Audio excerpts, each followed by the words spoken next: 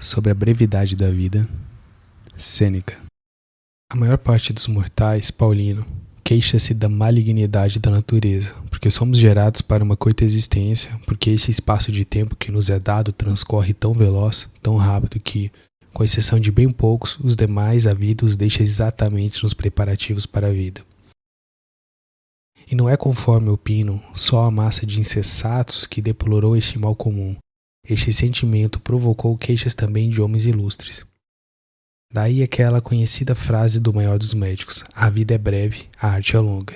Daí também o questionamento de Aristóteles, nada conveniente para o homem sábio, quando protesta contra a natureza pelo fato de ela ter concedido aos animais uma vida tão longa que eles podem durar 5 ou 10 gerações, e ao homem criado para tantas e importantes realizações ter estabelecido um limite tão inferior.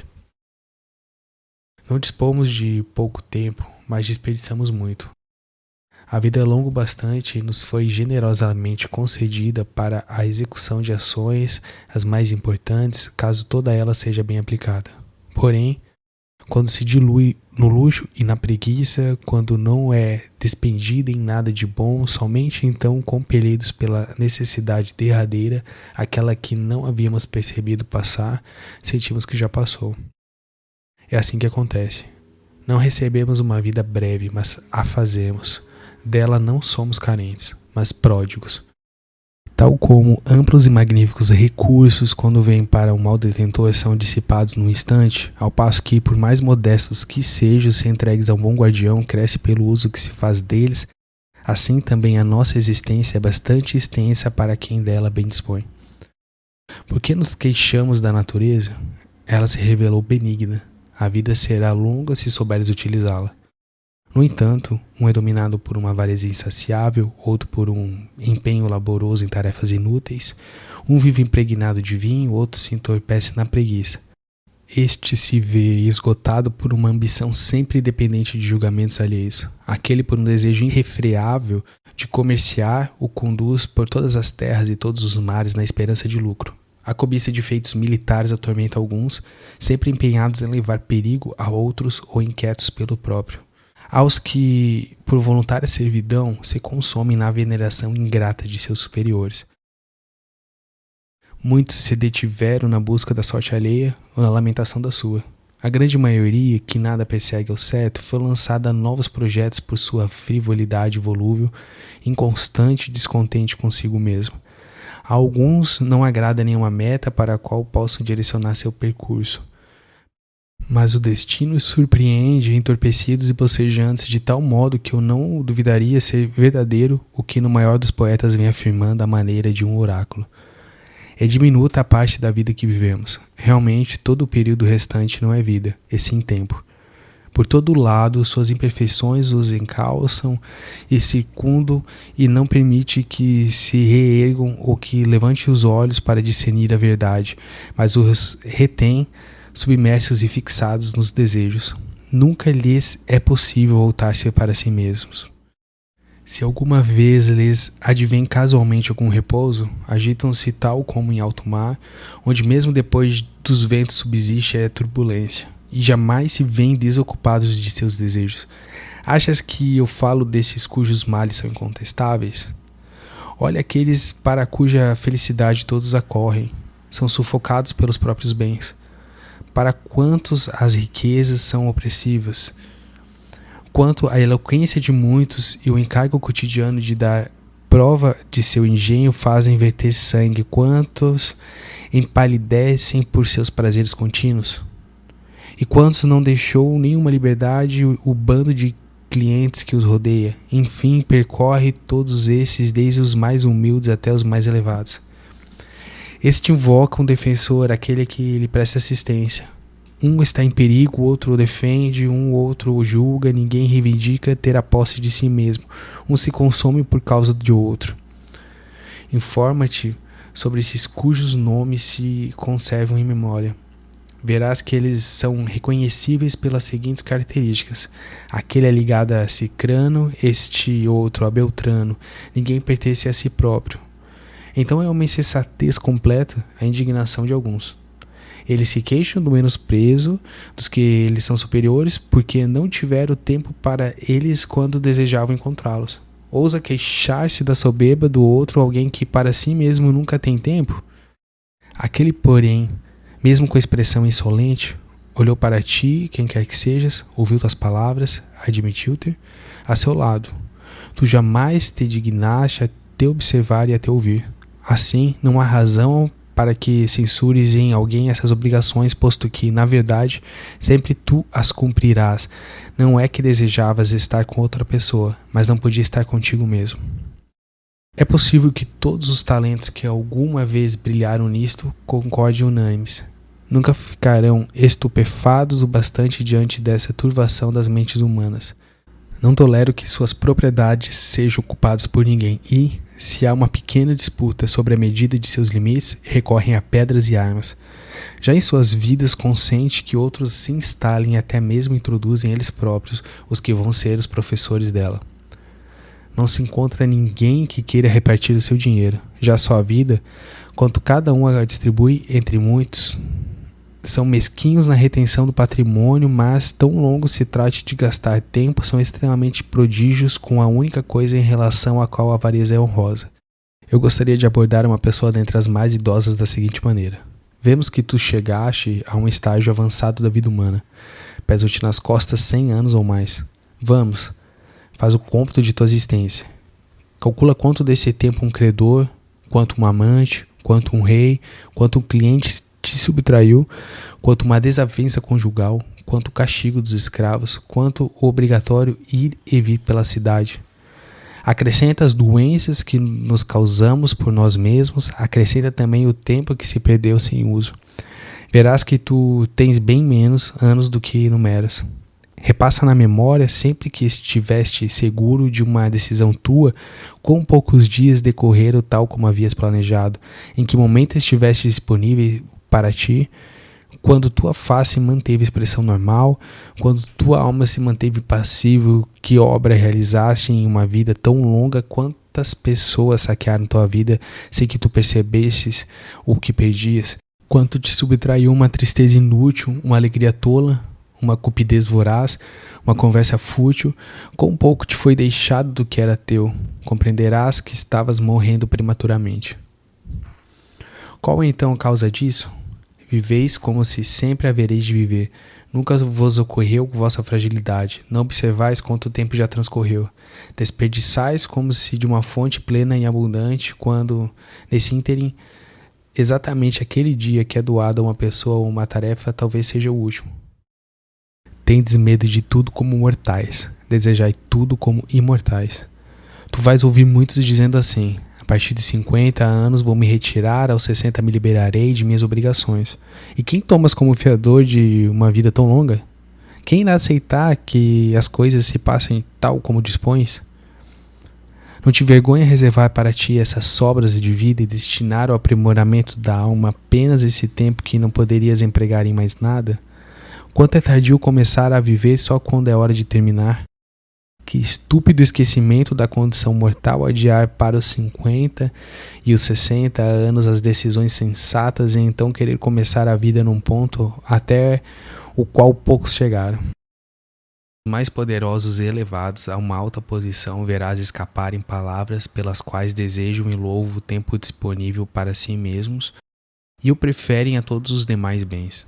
Por vezes desejam descer daquele fausto desde que se possa fazê-lo em segurança. De fato, mesmo que nada a ataque ou abale, a fortuna por si mesma desmorona sobre si. O divino Augusto, que os deuses elevaram mais do que a nenhum outro, não deixou de solicitar repouso para si e de pedir afastamento da administração pública. Toda a conversa sua sempre esteve voltada para este ponto, que ele esperava retirar-se. Porém, ele se distraía de suas fadigas com este doce consolo, mesmo que falso, o de que um dia haveria de viver para si. Em uma carta enviada ao Senado, na qual prometera que seu repouso não estaria livre de uma função dignitária, nem seria discrepante de sua glória anterior, encontrei as seguintes palavras: mas isso pode ser mais ilusoriamente prometido do que realizado. No entanto, posto que a alegria real ainda demora, O desejo de um momento por mim tão almejado levou-me a experimentar de antemão algo desse prazer pelo deleite de expressá-lo em palavras. Ele que via todas as coisas subordinadas exclusivamente a si, ele que ditava a sorte de homens e nações, com toda a alegria imaginava aquele dia em que haveria de despojar-se da sua grandeza. Ele havia experimentado quanto suor produziam aqueles bens que brilhavam por todo o mundo, quantas preocupações encobriam, levado a combater primeiro contra seus concidadãos, depois contra seus colegas, por fim contra parentes, espalhou sangue por mar e por terra.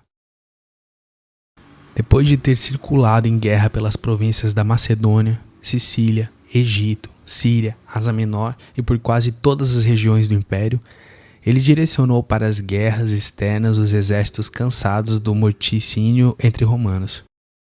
Enquanto pacifica os Alpes e doma inimigos que vieram a se integrar à plena paz imperial, enquanto estende as fronteiras além do Reno, do Eufrates e do Danúbio, na própria Roma afiavam-se contra eles as espadas de Murena, Cepião, Lépido, Ignácio e de outros. Não havia ainda escapado das insídias desses opositores quando sua filha e tantos jovens nobres, entregues ao adultério, como que é uma prática devocional, aterrorizavam sua idade avançada e ainda Iulo, e de novo uma mulher em temível união com o Antônio. Mal havia extirpado essas úlceras junto com os próprios membros, outras brotavam por baixo. Tal como em um corpo com excesso de sangue, sofria-se sempre uma hemorragia em alguma parte. Assim ele ansiava por retiro, em cuja esperança e projeção se acalmavam os seus sofrimentos. Esse era o voto daquele que podia satisfazer todos os votos. Marco Cícero, fustigado entre Castilinas e Clódios de um lado e de Pompeus e Crassus de outro, aqueles inimigos declarados, estes amigos duvidosos, enquanto balança a deriva com a República e tenta detê-la em seu naufrágio para no fim ser tragado com ela, nem tranquilo na prosperidade, nem capaz de tolerar as adversidades. Quantas vezes não abomina até aquele seu consulado, louvado por ele não sem motivo, mas sem limites.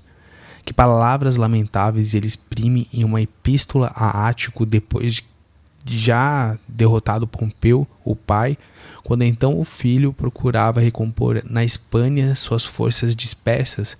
Queres saber, diz ele, o que faço aqui? Permaneço semilivre em minha vila de Túsculo. Outras palavras acrescenta com as quais deplora a época anterior, queixa-se da presente e desespera da que virá. Cícero se diz semilivre, mas por Deus nunca um sábio recorrerá a um termo tão humilhante, nunca será semilivre uma pessoa de liberdade íntegra, sólida, independente, de pleno direito e mais elevada das outras. Ora, o que pode estar acima daquele que está acima da fortuna? Lívio Druso, homem atuante e enérgico, depois de fazer aprovar leis revolucionárias maléficas como as dos Gracos, sob apoio maciço de enorme grupo vindo de toda a Itália, se vê claramente uma saída para sua política que nem podia fazer avançar, nem, uma vez iniciada, era livre para abandonar. Segundo se conta, execrava sua vida desde o início agitada, dizendo que só a ele nunca havia acontecido de ter alguns dias de descanso, nem mesmo quando rapaz. De fato, ainda adolescente, e vestindo a pretexta, ousava fazer recomendações sobre réus diante dos juízes, exercer sua influência no foro, de modo realmente tão eficaz que há notícia de ele ter ganhado algumas causas. Onde não iria dar tão prematura ambição, era possível saber que essa audácia tão precoce resultaria em um mal enorme, fosse privado ou público. Assim, tarde ele se queixava de nunca ter tido férias, sendo desde rapaz sedioso e molesto no foro. Discute-se se ele causou a própria morte. De fato, sucumbiu depois de repentinamente sofrer um ferimento na virilha. Se duvidavam alguns de ter sido voluntária sua morte, ninguém de ter sido oportuna. Seria supérfluo mencionar muitas pessoas que, apesar de para os outros parecerem felicíssimas, deram contra si testemunho exato ao odiar toda atividade que empreenderam em seus anos. Mas, com tais lamentos, não modificaram nem os outros, nem a si próprias, pois seus sentimentos retornam ao padrão habitual logo depois de descarregados pelas palavras. Mas, por Deus, vossa vida, ainda que se estenda por mais de 1000 anos, estará confinada em um período muito estreito.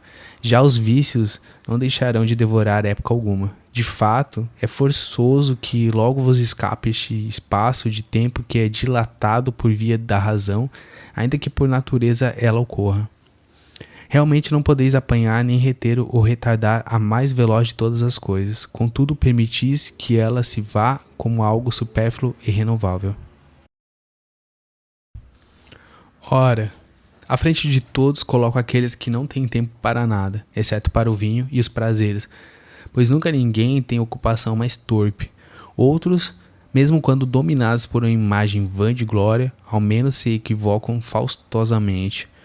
Ainda que me enumeres homens avarentos, ou iracundos, ou os que se obstinam em ódios injustos ou em guerra, todos esses erram com bastante virilidade. É desonrosa a degradação dos que se devotam ao ventre e aos prazeres. Examina o tempo total dessas pessoas. Olha quanto dele empregam em fazer cálculos, quanto em armar ciladas, quanto em recear, quanto em adular, quanto em ser aduladas, quanto as ocupam os processos judiciais, seus e os dos outros, quantos jantares que já se incluem entre seus deveres, verás como nem seus males, nem seus bens não lhes permitem tempo nem de respirar. Enfim, é consenso que nenhuma atividade pode ser bem exercida por um homem ocupado, nem eloquência, nem estudos liberais, dado que seu espírito sobrecarregado não absorve nada de modo mais profundo, mas rejeita tudo como se ele tivesse sido imposto. Nada menos peculiar do que o homem ocupado do que viver. Não há coisa mais difícil de saber do que viver. São comuns e numerosos que professam outros conhecimentos, alguns dos quais até mesmo crianças parecem ter tão bem perfeitamente aprendido que também pode ensinar. É preciso durante toda a vida aprender a viver, e o que talvez cause maior admiração, é preciso durante toda a vida aprender a morrer. Muitos homens, dos mais importantes, tendo se desvencilhado de todos os seus entraves, posto que havia renunciado a riquezas, cargos, prazeres, até o fim de seus dias, trataram apenas disso, de saber viver.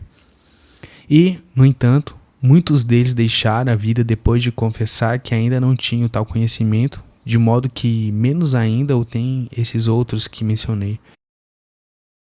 Acredita-me, é próprio de um grande homem, daquele que está acima dos erros humanos, não permitir que tomem nada do seu tempo. E é por isso que a vida dele é muito longa, porque todo o tempo que lhe esteve disponível foi inteiramente reservado para si. Dele nada ficou sem uso e ocioso, nada esteve na dependência de outra pessoa, pois ele não encontrou nada que fosse digno de permutar por seu tempo, sendo dele um guardião bastante parcimonioso. Assim o tempo foi para ele suficiente, mas é forçoso que tenha faltado para aqueles de cuja vida muito foi levado por uma multidão. Nem é o caso de pensares que eles por vezes não se dão conta de seu dano. Certamente ouvirás muitos desses que suportam o peso de uma grande prosperidade vez por outra exclamarem no meio de um bando de clientes ou de ações processuais ou de outras honrosas misérias: não tenho eu o direito de viver? Como poderias tê-lo? Todos aqueles que invocam para si furtam-me de ti. Aquele réu quantos dias teus auferiu? Quantos aquele candidato? Quantos aquela velha cansada de enterrar seus herdeiros? Quantos aquele que se finge de doente para atiçar a cobiça que captam testamentos? Quantos aquele amigo poderoso que vos tem com vistas, não à amizade, mas a seu séquito? Repito, faz um balanço e confere os dias da tua vida. Verás que te sobram bem poucos e residuais. Há quem, depois de obter a magistratura que cobiçara, anseia por deixá-la logo dizendo: quando é que vai acabar este ano? Outro patrocina os espetáculos públicos que ele muito apreciou lhe terem sido sorteados e então indaga: quando me livrarei disso? Aquele outro é um advogado disputado por todo o foro e o faz lotar com grande multidão para além de onde pode ser escutado. Quando, diz ele, é que virá o período de recesso? Cada um apressa sua vida e sofre a ânsia do futuro e o tédio do presente. Mas aquele que emprega todo o tempo em seu proveito, que dispõe em cada dia como se fosse o último, nem anseia pelo dia seguinte nem o teme. De fato, de novo deleite já lhe poderia trazer uma hora qualquer? Tudo lhe é conhecido, tudo foi por ele experimentado até a saciedade. Do restante, a fortuna disponha como quiser. A vida dele já está em segurança. É possível acrescentar-lhe algo, mas nada subtrair, e acrescentar-lhe, assim como a quem já está saciado e cheio, um alimento que ele paga sem desejar. Então não há motivo para pensares que alguém viveu longamente só por causa dos cabelos brancos ou das rugas. Ele não viveu longo tempo, mas existiu longo tempo. É como se pensasses que navegou muito quem uma terrível tempestade surpreendera na saída do porto, impelindo-o para um lado e outro sob ventos furiosos de diversas direções e fazendo-o deslocar-se em ciclo pelos mesmos lugares. Ele não navegou muito, mas foi muito fustigado. Fico sempre admirado quando vejo alguns solicitar o tempo de outros e estes, os quais se solicitou a concederem, muito facilmente.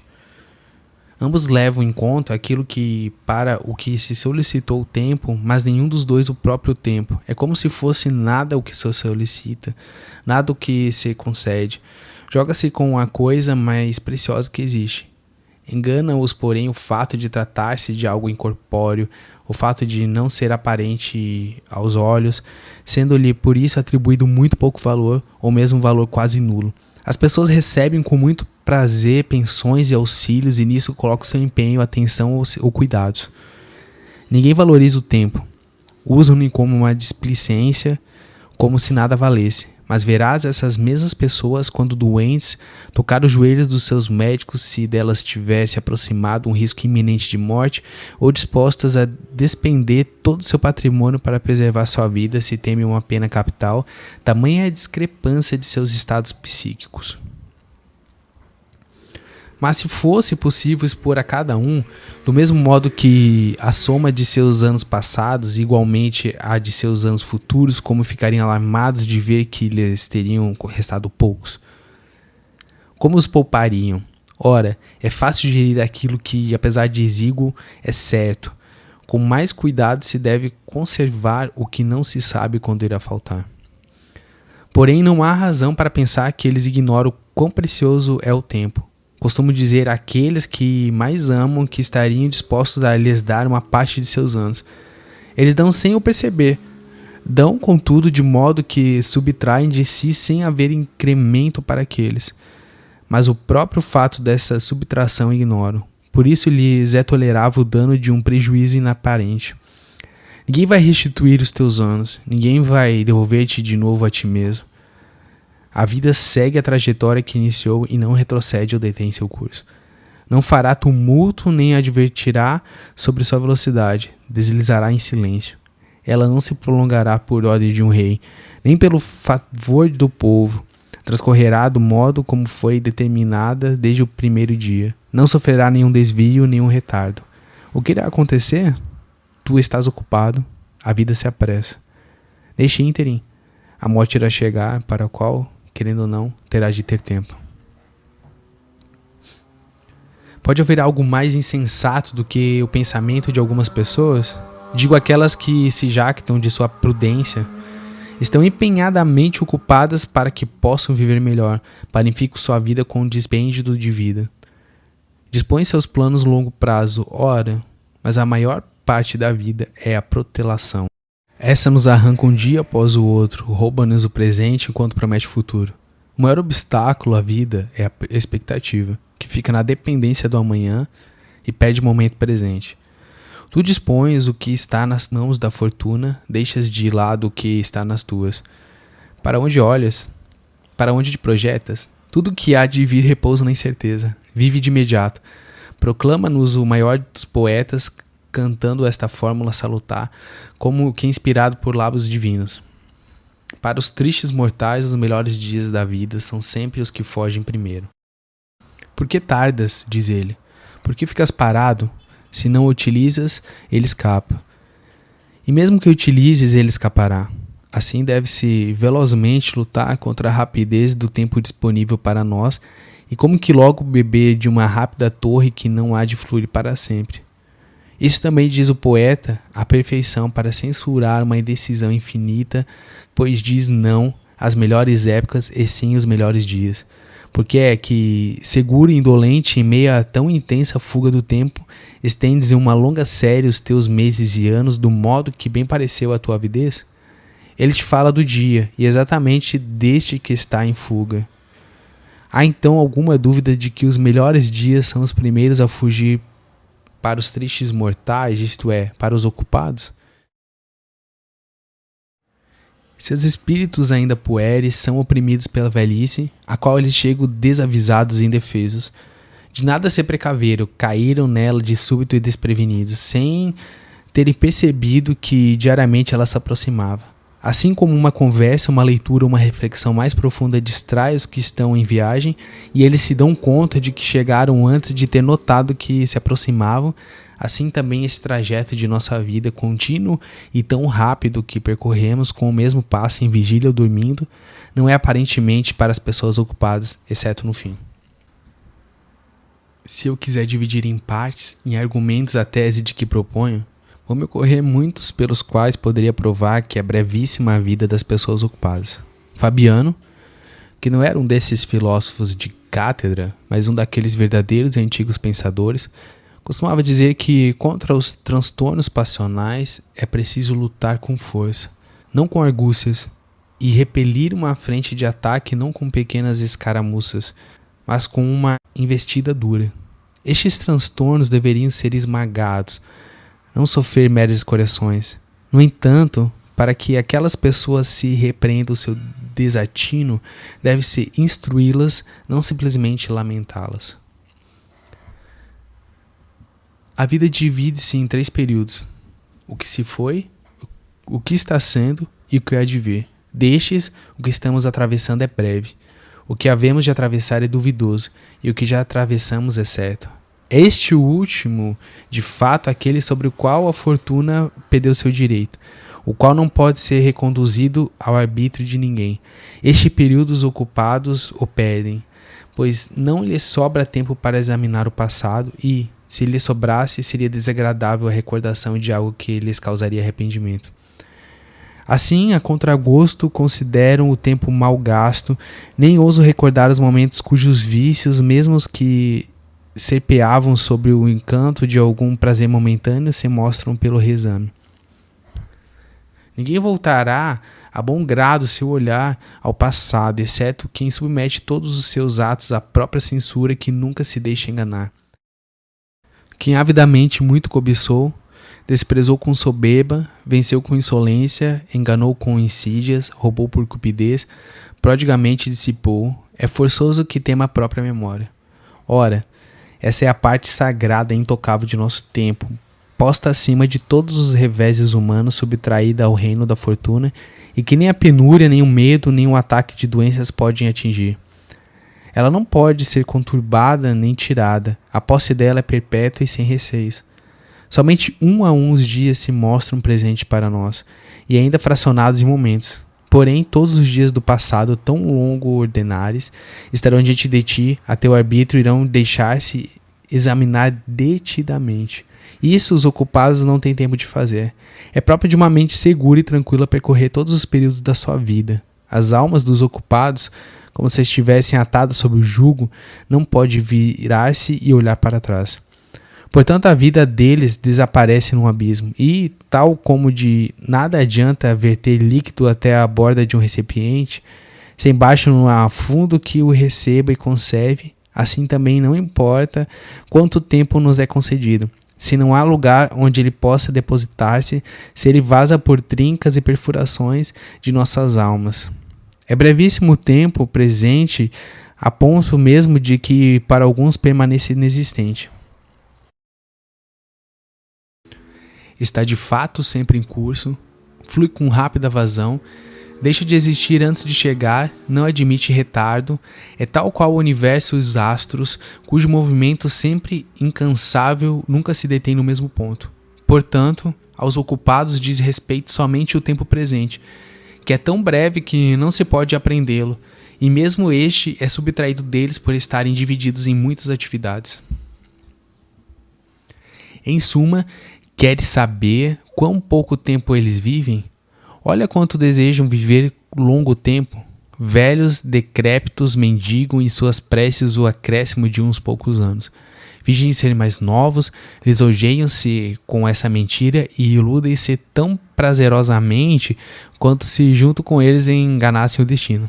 Porém, já quando alguma enfermidade os advertiu de sua condição mortal, quão apavorados eles morrem, não como se deixasse a vida, mas como se fossem arrancados. Gritam que foram estúpidos por não terem vivido e que, se acaso tiverem escapado daquele estado enfermo, viverão retirados de suas atividades. Então, reflete em quão inutilmente amealharam aquilo que não viriam a usufruir, quanto todo o seu esforço caiu no vazio. Mas, para aqueles que levam uma vida longe de qualquer atribuição, por que não seria ela duradoura?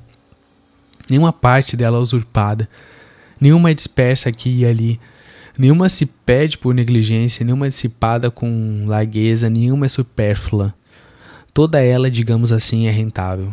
Deste modo, por breve que seja, ela é plenamente suficiente e por isso, quando vier o último dia, o sábio não hesitará em caminhar para a morte com um passo firme. Talvez perguntes quem são os que eu chamo de ocupados. Não há por que pensares que me refiro só àqueles que são expulsos da basílica por cães, enfim lançados contra eles. Aqueles que vês faustosamente espremidos no meio da multidão dos próprios clientes, ou, de modo degradante, no meio de grupo alheio, aqueles cujas obrigações os fazem sair de suas casas para bater à porta de outros, aqueles a quem os leilões realizados pelo pretor deixam atarefados em razão de um lucro infame e que um dia há de apodrecer. Para alguns, o tempo que tem para si é cheio de ocupações. Em sua propriedade, no campo ou em seu leito, em meia solidão, mesmo que afastados de todos, são molestos a si próprios. Não se deve dizer que é ociosa a vida deles, mas uma indolente ocupação. Tu chamas de ocioso aquele que, com minucioso apuro, enfileira bronzes de Corinto, preciosos por causa da insânia de uns poucos, e consome a maior parte do dia com pedaços de cobre azinhavrados? Aquele que se senta diante dos ringues realmente que afronta. Padecemos de vícios que nem sequer são romanos, e torce por uns rapazotes lutadores? Aquele que separa os grupos de suas crias em pares, segundo a idade e a cor que faz alimentar seus atletas mais recentes? Como?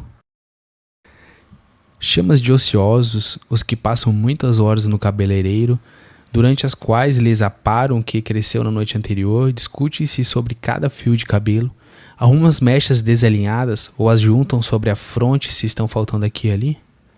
E como se enfurece se o cabeleireiro foi um pouco descuidado demais, como se fosse de um homem os cabelos que ele estava aparando. Como se irritam se algo foi cortado de sua juba, se algo dela se assentou fora de ordem, se ela toda não tem bom caimento, em cachos. Qual desses homens não preferiria que se pusesse em desordem antes da república que seus cabelos? Qual não estaria mais preocupado com a beleza do que com a saúde de sua cabeça? Qual não preferiria estar mais bem penteado em lugar de ser mais honesto? É a esses que tu chamas de ociosos, que vivem ocupados entre o pente e o espelho? Quer dizer, aqueles que, empenhados em compor, ouvir e aprender canções, contorcem a voz com inflexões de uma entonação absolutamente inapta, cuja correta emissão a natureza fez ser a melhor e a mais simples, e que estão sempre estalando os dedos para marcar o compasso de algum canto que modulam interiormente e dos quais se escuta um tácito cantarolar, mesmo quando são chamados a tomar parte em assuntos sérios, muitas vezes até tristes? Essas pessoas não usufruem de seu tempo, mas se ocupam de nulidades. Seus jantares, por Deus, eu não os colocaria entre seus momentos de pausa, quando vejo com que preocupação dispõem a prataria, com que diligência fazem arregaçar as túnicas de seus escravos e eunucos, quão ansiosos com relação a como ficou o javali preparado pelo cozinheiro, com que rapidez a um sinal dado àqueles pajens depilados, atendem à mesa, com quanta destreza as aves são cortadas em pedaços não desiguais, o cuidado com que tristes moleques limpam os restos cuspidos por convivas bêbados. É disso que lhes vem a fama de elegância e refinamento, e a tal ponto seus vícios o acompanham em todos os âmbitos de sua vida, que não podem beber nem comer sem ostentação. Eu nem mesmo poderia enumerar entre os ociosos que se fazem transportar aqui e ali em uma cadeira ou em uma liteira e se aprontam para as horas de seus passeios como se a estes não pudesse faltar. Aqueles aos quais outra pessoa deve lembrar quando devem lavar-se, quando nadar, quando comer. A tal ponto se tornam lânguidas essas almas muito afetadas, que por si sós não podem saber se têm fome. Ouço dizer que um desses afetados, se é que se deve chamar de afetação, desaprender os hábitos humanos, quando colocado em uma cadeira, depois de retirado do banho por várias mãos, interrogou: "Já estou sentado?" Este que ignora se está sentado, tu achas que ele sabe se vive ou se enxerga ou se está ocioso? Eu não poderia facilmente dizer qual das duas coisas me dá mais pena. O fato de ele não saber isso ou de fingir não saber. De muitas coisas, tais pessoas realmente se esquecem, mas de muitas também simulam esquecer. Comprazem-se com alguns vícios como se fossem prova de sua boa fortuna. Saber o que se faz parece coisa de gente muito simples e desprezível. E vais agora achar que mentem os mimos em muitas de suas críticas ao luxo. Por Deus, eles omitem muito mais do que inventam. E tanto avançou nessa nossa época engenhosa apenas para isso, uma quantidade tão grande de vícios inacreditáveis que já podemos denunciar os mimos por negligência. É impensável ver alguém a tal ponto atolado nos prazeres que, para saber se está sentado, deve fiar-se em outro. Ele, portanto, não é ocioso. Deve-se-lhe dar outro nome. É um doente, ou melhor, um morto-vivo. É ocioso quem tem a percepção de seu ócio. Mas esse semi-morto, a quem é necessária a indicação de alguém para perceber a posição do próprio corpo, como pode ser ele dono de algum momento de sua vida? Seria longo percorrer exemplos de cada um daqueles cuja preocupação com jogos de tabuleiro, ou com a bola ou com bronzear o corpo ao sol consumiu sua vida. Não são ansiosos aqueles cujos prazeres exigem muito trabalho. Realmente ninguém duvidará de que produzem uma laboriosa nulidade os que se detêm no estado de inúteis erudições literárias. Essa legião já é grande também entre os romanos. Foi dos gregos essa doença de indagar que número de remadores teria tido Ulisses, se primeiro teria sido escrita a Ilíada ou a Odisseia. Além disso, se são do mesmo autor e ainda outras coisas desse tipo que, se alguém guarda para si, elas em nada ajudam na sua consciência interior. E, se as divulga, não iria parecer mais douto e sim mais tedioso. Eis que invadiu também os romanos esse desejo vão de aprender futilidades. Nesses dias ouvi alguém relatando quais ações teriam sido pela primeira vez realizadas por cada um dos comandantes romanos. A primeira batalha naval foi vencida por Duílio. O primeiro a ter exibido elefantes em um desfile triunfal foi Cúrio de Tanto. Mas essas curiosidades, mesmo se não visam a verdadeira glória, ao menos giram em torno de exemplos de atos cívicos. Não é proveitoso tal conhecimento? No entanto, é capaz de nos deter pela fútil atração de seu conteúdo. Desculpemos aqueles que investigam também isto. Quem teria primeiro convencido os romanos a embarcar em um navio? Teria sido Cláudio? Por isso mesmo cognominado Cáudice, dado que entre os antigos se chamava caudice a junção de várias tábuas, de onde se denominam códices as tábuas legislativas, e ainda agora as embarcações que transportam provisões pelo Tibre são, desde antigo uso, chamadas de codicária. É certo que possa ter interesse também o fato de que Valério Curvino foi quem primeiro venceu Messana, e o primeiro da família dos Valérios a ser chamado Messana, por ter-lhe sido transferido o nome da cidade vencida, e com a gradual alteração da pronúncia popular, veio a ser chamado de Messala. Poderás talvez permitir que alguém se ocupe também com o fato de Lúcio Sulla ter sido o primeiro a exibir no circo leões soltos, quando ao contrário eram exibidos acorrentados. Isso depois de o rei Boco ter lhe enviado atiradores para batê-los? E é certo que se deveria revelar igualmente o seguinte: acaso diz respeito a algo de bom o fato de Pompeu ter sido o primeiro a apresentar no circo uma luta de 18 elefantes, tendo como oponentes homens indefesos, a imitação de um combate? Como principal cidadão e segundo a fama, estando entre os antigos líderes de notável bondade, ele julgou um tipo de espetáculo digno de memória abater homens de uma nova maneira. Combate mortal? É pouco. Laceração? É pouco. Sejam esmagados sob uma massa imensa de animais. Era preferível que isso caísse no esquecimento, para que depois nenhum potentado viesse a aprender e a invejar ato tão desumano. Ah, quanta cegueira! Uma grande fortuna lança a nossa mente.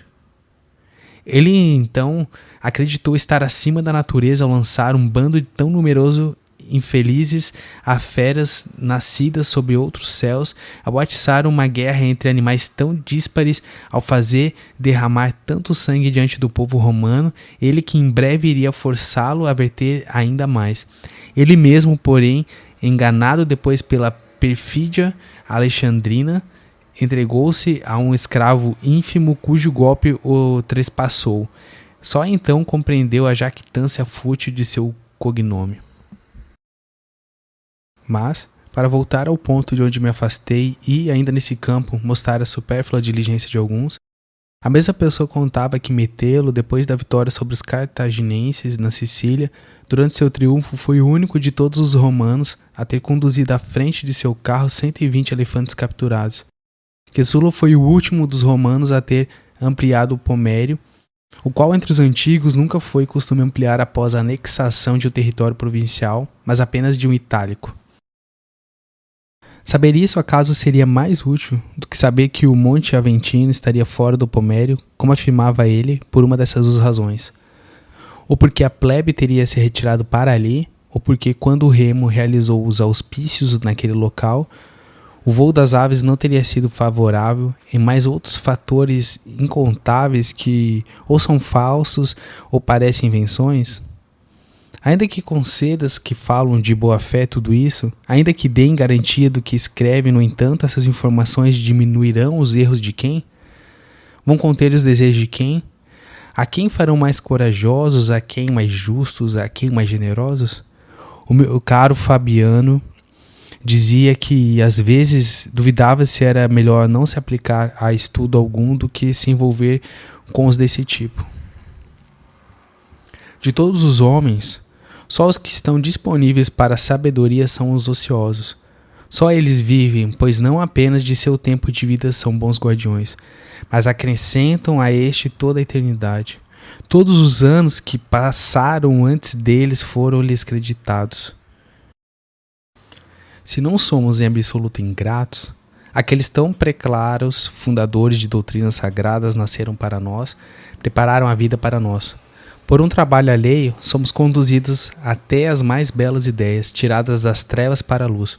Nenhuma época nos está vetada, temos acesso a todas. E se por meio da magnitude da alma desejamos sair das estreitezas da debilidade humana, há um espaço enorme de tempo para percorrermos. É possível discutir com Sócrates, duvidar com Carneades, repousar com Epicuro, vencer com os estoicos a natureza humana, com os cínicos ultrapassá-la. Já que a natureza nos permite participar de qualquer época, por que não nos voltarmos por inteiro deste exíguo e decadente trânsito temporal para aqueles períodos que são imersos, que são eternos, que são compartilhados com mentes melhores? Estes que correm de um compromisso para outro, que inquietam tanto a si como os demais, depois de enlouquecer totalmente, depois de diariamente perambular pelas soleiras de todos, sempre terem nenhuma porta aberta, depois de fazer circular sua saudação interesseira por residências em locais os mais diversos, qual pouca gente eles poderão ver de uma cidade tão imensa e enredada em vários desejos? Quantos haverá cujo sono ou desregramento ou grosseira irá barrá-los? Quantos haverá que, depois de longa e torturante espera, passarão por eles simulando pressa? Quantos evitarão aparecer no átrio repleto de clientes e escaparão por passagens secretas de sua casa como se fosse menos grosseiro driblar do que não receber? Quantos sonolentos e pesados pela farra da véspera, num bocejo de extrema arrogância, mal relaxando os lábios, repetirão um nome que lhes fora 1000 vezes sussurrado daqueles coitados que interromperam o próprio sono para esperar o de outro? Podemos dizer que se aplicam a obrigações verdadeiras àqueles que, em sua intimidade, vão querer estar diariamente com Zenão, com Pitágoras, com Demócrito, e com os outros mestres de sabedoria, com Aristóteles e Teofrasto. Nenhum desses vai deixar de estar disponível, nenhum vai despedir quem vier a ele sem torná-lo mais feliz e mais afeiçoado a si, nenhum vai permitir que alguém se despeça dele com as mãos vazias. Podem ser encontrados de noite ou de dia por todos os mortais. Nenhum deles te obrigará a morrer, todos te ensinarão. Nenhum deles vai consumir os teus anos, mas te darão os seus em contribuição. De nenhum deles será perigosa conversa, de nenhum deles será fatal a amizade, de nenhum onerosa a deferência. Levarás deles tudo o que quiseres. Deles não dependerá que lhes tires o máximo que possas conter. Que felicidade, que bela velhice aguarda quem se juntou à clientela deles. Terá com quem refletir sobre questões, desde as menos até as mais importantes, a quem consultar diariamente sobre si próprio, de quem ouvir a verdade sem ofensa, elogio sem adulação, terá exemplos a cuja semelhança moldar-se. Costumamos dizer que não estava em nosso poder determinar os pais que nos caberia, dados a nós pelo acaso, mas nos é possível nascer por nosso arbítrio. Existem famílias das mais renomadas mentes, elegem a qual desejas agregar-te. Receberás não só seu nome, mas até seus bens que não deverão ser guardados com mesqueria e egoísmo. Quanto mais os compartilhares, mais se tornarão. Esses pensadores é que te darão uma via para a eternidade e te levarão até aquele plano do qual ninguém decai. Este é o único meio de prolongar a condição mortal e até mesmo de convertê-la em imortalidade. Honras, monumentos, tudo que por decretos a ambição impôs ou por seus esforços erigiu é logo destruído. Nada uma velhice prolongada deixa sem demolir ou remover. Mas ela não pode causar dano àquilo que a sabedoria consagrou. Nenhum lapso temporal poderá aboli-lo nem diminuí-lo. A época seguinte e a que sempre virá, mais adiante contribuirão para venerá-lo, pois que de fato a inveja frequenta o que lhe está próximo e de modo mais franco admiramos o que está situado longe. Portanto, a vida do sábio é bastante extensa. Não há para ele o mesmo limite que para os outros.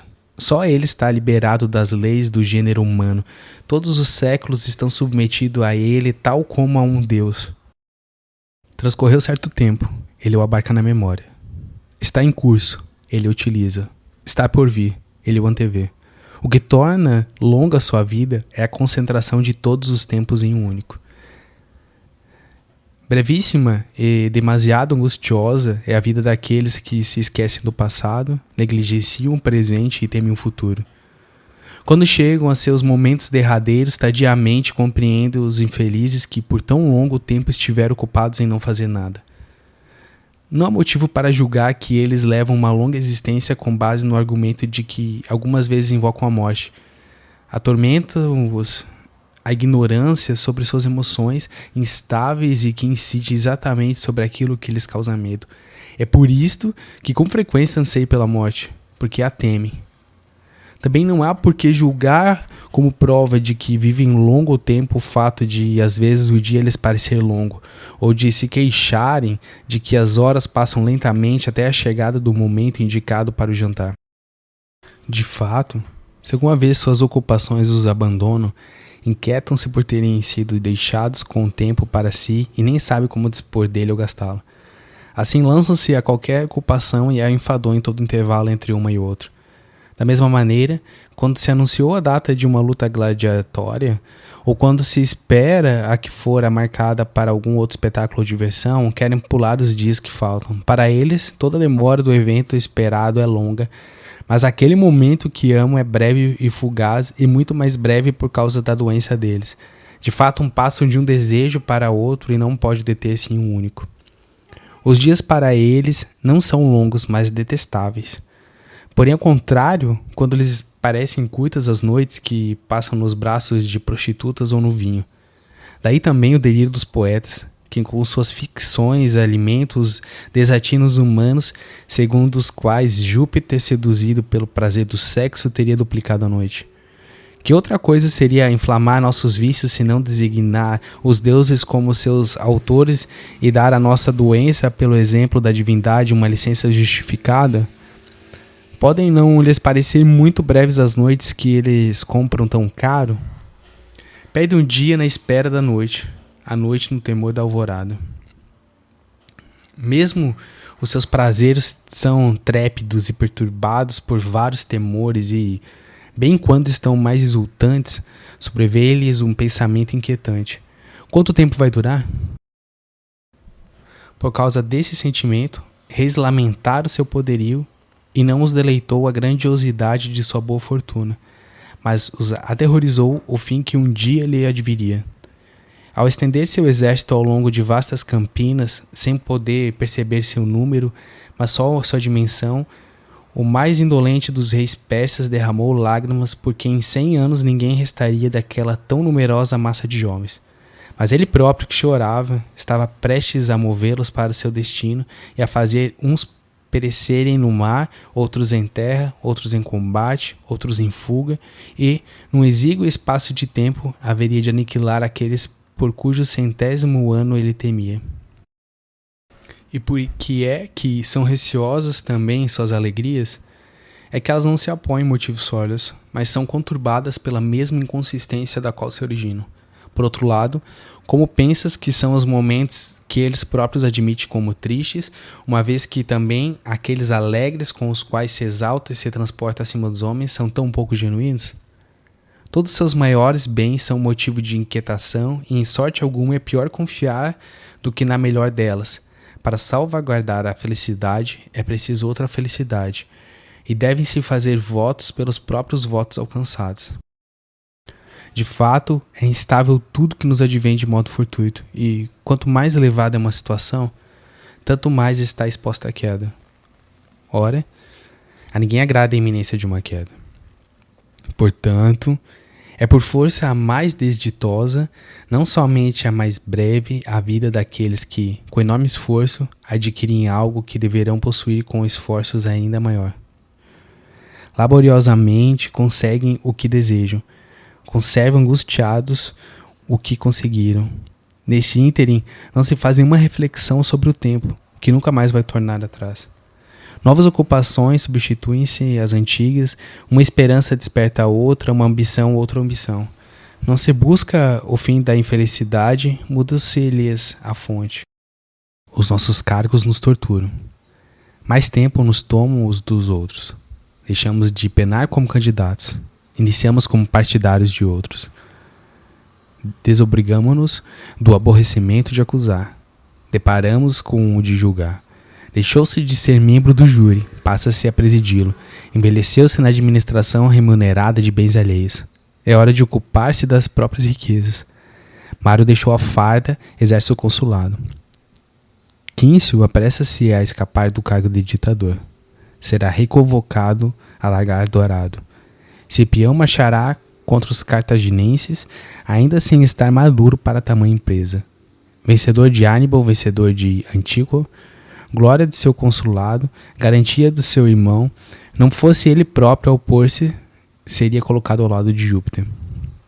Salvador da pátria, as lutas civis o perseguirão e, depois de desprezar, quando jovem, honras iguais às dos deuses, quando velho terá prazer em ambicionar um exílio altivo.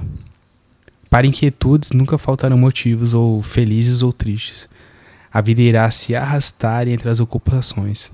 O tempo para si nunca será uma realidade, mas sempre um desejo. Separa-te então do vulgo, meu caríssimo Paulino, e depois de uma travessia agitada, não proporcional a teus anos, retira-te a fim para um porto bem tranquilo. Pensa quantas vagas afrontaste, quantas tempestades de um lado suportaste na vida privada, quantas de outro provocaste contra ti na vida pública. Já bastante se mostrou o teu valor por provas laboriosas e turbulentas. Experimenta o que ele pode realizar no ócio. A maior parte de tua vida, certamente a melhor, foi destinada à vida pública. Toma um pouco do teu tempo para ti também. Não te chamo para um repouso estéril ou inerte, não para que no sono e nos prazeres caros a turba mergulhes toda a índole vigorosa que há em ti. Isso não é repousar. Encontrarás atividades mais importantes do que todas as que até agora diligentemente exerceste, as quais empreenderás retirado e tranquilo. Tu realmente administras os recursos do orbe romano com o mesmo respeito que os alheios, com o mesmo zelo que os teus, com o mesmo escrúpulo que os do Estado. Consegues estima em um cargo em que é difícil evitar o ódio. No entanto, acredita-me, mais vale saber gerenciar a própria vida do que os celeiros estatais. Este seu ânimo vigoroso, plenamente capaz das mais altas realizações, resgata-o desse ofício, sem dúvida honroso, mas pouco adequado a uma vida feliz, e reflete que tu não te empenhaste desde a primeira infância no estudo das artes liberais para que te fossem confiados milhares de toneladas de grãos. Deras promessa de algo maior e mais elevado. Ademais, não faltarão homens de integridade comprovada e de laborioso empenho. São bem mais aptos para o transporte de cargas os lerdos jumentos do que os cavalos de raça. Quem alguma vez oprimiu com um fardo pesado a agilidade de um puro sangue? Reflete, além disso, sobre quanta preocupação envolve pôr-te à frente de tamanho encargo, lidas com o ventre humano. O povo esfomeado não aceita razões, nem se acalma com o que é justo, nem se dobra por nenhum apelo. Bem recentemente, poucos dias depois que morreu Caio César, sofrendo profundo desagrado, se é que nos infernos os mortos têm algum sentimento, por ver que, sobrevindo-lhe o povo romano, restavam-lhe provisões para pelo menos 7 ou 8 dias. Ele que então estendia pontes de navios em fila e se divertia com as reservas do império, apresentava-se o pior dos males diante de nós, do mesmo modo que se estivéssemos sitiados, a escassez de alimento. A imitação de um rei ensandecido, estrangeiro e desgraçadamente arrogante custou-nos quase o aniquilamento e a fome e, o que se segue à fome, um colapso total. Que disposição de ânimo tiveram então aqueles que haviam sido encarregados de cuidar do abastecimento público de grãos, tendo de enfrentar pedras, ferro, incêndios e Caio César? Com absoluta dissimulação, encobriu tão grande mal ocultado nas vísceras do Estado, e evidentemente com razão, pois alguns males devem ser tratados, mantendo-se desinformados os doentes. Muitos morreram por conhecer sua doença. Retira-te para essas ocupações mais tranquilas, mais seguras e maiores. Tu pensas que é a mesma coisa se cuidas para que o trigo seja transferido para os armazéns sem sofrer dano, quer seja por fraude, quer seja por negligência dos transportadores, para que não se estrague e fermente por retenção de umidade, para que corresponda à medida e ao peso, ou se em vez disso te ocupas desses estudos sagrados e sublimes, a fim de conhecer qual é a natureza de Deus, qual a sua vontade, qual a sua condição, qual a sua forma, que destino aguarda a tua alma, que lugar nos reserva a natureza humana depois de deixarmos nossos corpos, o que é que sustenta no centro do universo os corpos mais pesados, suspende no alto os leves, leva o fogo para a parte mais alta impele os astros em suas trajetórias e assim por diante outros fenômenos repletos de notáveis maravilhas? Queres tu deixar o chão para trás e contemplar pela mente essas coisas? Agora, enquanto o sangue está aquecido, os que têm vigor devem avançar para propósitos melhores. Aguarda-te, neste modo de vida, grande número de belos conhecimentos, o amor e a prática das virtudes, o esquecimento dos desejos, o saber viver e morrer, um estado de profunda paz. É triste realmente a condição de todas as pessoas ocupadas. No entanto, a mais triste é a daqueles que sofrem não pelas próprias ocupações, que dormem conforme o sono alheio, andam pelo passo alheio, amam e odeiam mediante ordens, sentimentos os mais livres de todos. Estes, se quiserem saber quanto é breve a própria vida, pense que pequena parte é de fato sua. Assim, quando vires alguém portando já com frequência a toga pretexta, ou um nome celebrizado no foro, não invejes. Essas coisas se adquirem com prejuízo da vida. Para que um só ano seja datado pelo nome deles, irão consumir todos os seus anos. A uns, antes que lutassem pelo cume da ambição, a vida abandonou nos réptos preliminares. A outros, depois de haverem conquistado por 1000 desonras, o remate das honras, sobreveio-lhes o triste pensamento de terem se fatigado por uma inscrição num sepulcro. De alguns, sua avançada velhice, como se fosse a juventude, ao se dispor a novas esperanças, sucumbiu inválida em meio a grandes e insaciáveis esforços. Que feio para alguém, já idoso, perder o fôlego no tribunal, em defesa de litigantes totalmente desconhecidos, enquanto faz a peroração e tenta captar expressões de assentimento de um público inepto.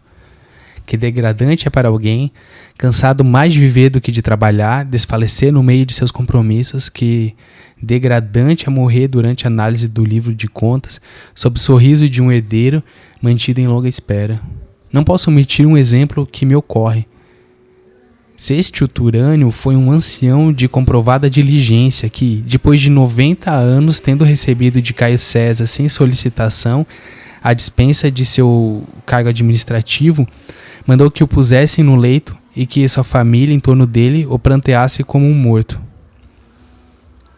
A casa lastimava o retiro inativo de seu velho senhor e não pôs fim ao luto antes que o trabalho lhe fosse restituído.